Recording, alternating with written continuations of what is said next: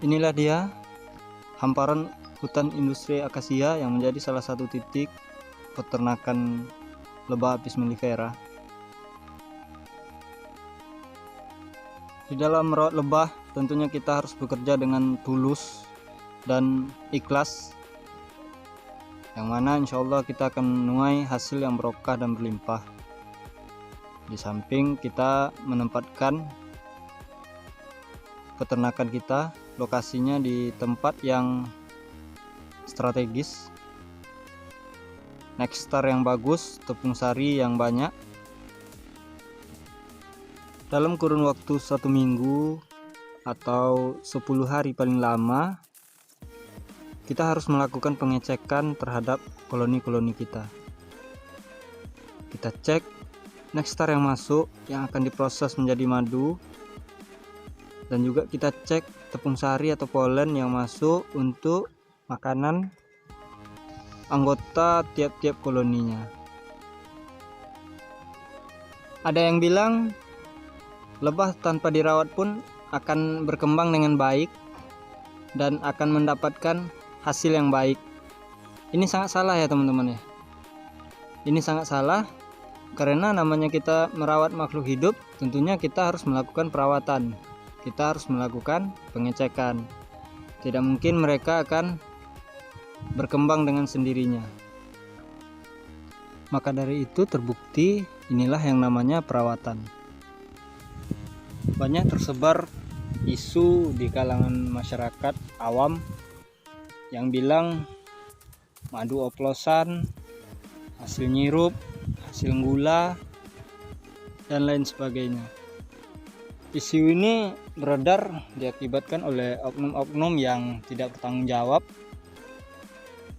yang ingin mendapatkan cuan, ingin mendapatkan penghasilan, tapi dengan cara yang tidak benar.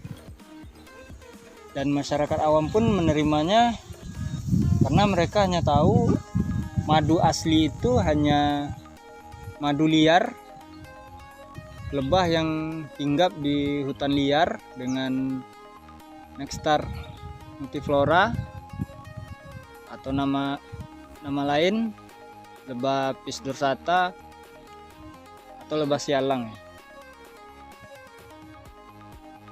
Jadi di sini saya sampaikan bahwasanya perawatan itu adalah melakukan pengecekan terhadap koloni-koloni.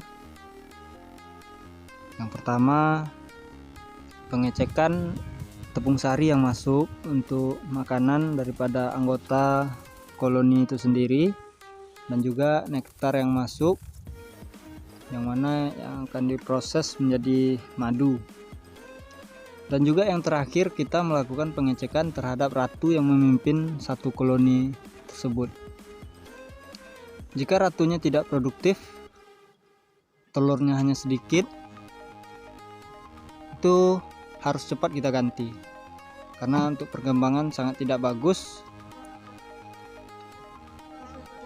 Ratu yang produktif itu akan menghasilkan ribuan telur per harinya. Tidak hanya itu, membersihkan kotak dari kotoran-kotoran lebah juga termasuk dalam perawatan, termasuk dalam bagian perawatan. Jadi perawatan itu banyak poinnya teman-teman ya. Dan yang terakhir yang termasuk ke dalam perawatan adalah penataan daripada tiap-tiap sisiran, yang mana tiap-tiap sisiran ini beda-beda ya teman-teman. Ada yang sisirannya membersihkan telur, ada yang membersihkan larva,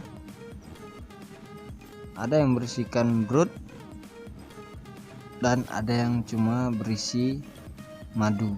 Seperti di dalam merawat lebah, kita juga tidak bisa hanya sekedar ikut-ikutan. Hanya mengincar gaji bulanan, kerja tak kerja, gaji dapat. Nah, ini juga tidak akan menunjukkan hasil. Begitu juga sebaliknya, kalau usaha yang hanya sekadar ikut-ikutan melihat hasil orang bagus, kita juga melakukan bisnis yang sama, ternak yang sama, tapi kita tidak mendalami apa itu beternak, apa itu perawatan, ya ini juga tidak akan menunjukkan hasil. Ya mungkin hasilnya di bulan pertama, bulan kedua, bulan ketiga terlihat. Bulan selanjutnya setengah tahun, setahun ke depan itu akan hancur usahanya, karena sudah banyak kejadian mereka tidak mendalami. Jadi seperti yang saya bilang di awal video, di dalam bekerja, di dalam menekuni usaha, kita harus bekerja dengan tulus dan ikhlas untuk mendapatkan hasil yang barokah dan berlimpah. Terakhir, untuk menuai hasil yang bagus, tentunya kita juga harus safety. Membuatkan pagar di sekeliling area peternakan akan membantu kita terhindar dari serangan hama, dan tentunya kita juga membuatkan posko untuk tempat penjagaan.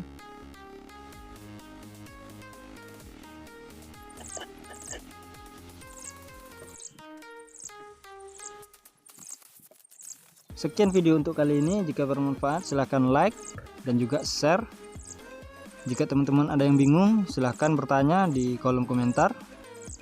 Serta jangan lupa subscribe dan aktifkan tombol loncengnya agar teman-teman tidak ketinggalan video-video menarik lainnya. Sekian, assalamualaikum warahmatullahi wabarakatuh.